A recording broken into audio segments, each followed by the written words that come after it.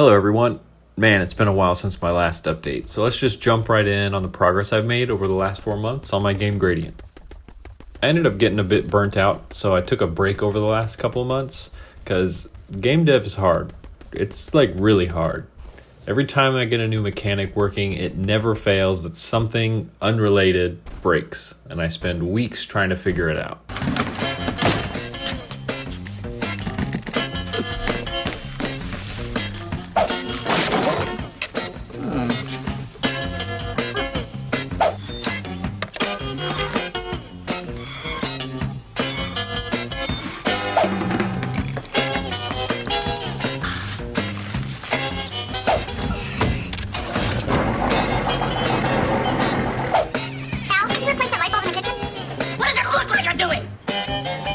But now that I'm back on track, the first thing I got to work on was getting an aim assist system implemented. Aim assist, if you're unfamiliar, is an automated system that makes hitting your targets easier. So it's most common for shooters when using a controller as opposed to mouse and keyboard. It's a pretty hotly contested feature in competitive multiplayer games, but since Gradient is a strictly single player experience, my reason for adding it is simply to make the game more fun. How my aim assist works is we have a large invisible cylinder shot out of the camera every frame.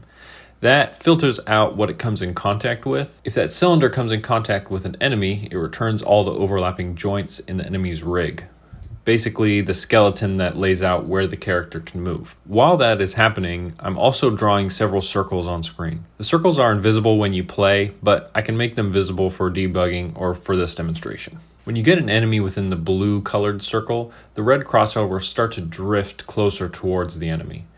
But when you get the enemy inside the yellow circle's radius, the red cross snaps to the joint closest to the center. When you fire, we do some math to make the projectile travel from Hugh's hand to the point where the red cross is touching on the screen. I'm not going to go into much detail because it was super difficult and honestly quite boring. Each weapon now has different aim assist values set, making some weapons easier or harder to aim. As you can see, the red hipfire is much larger, making it easier to hit the enemies than when aiming down sights.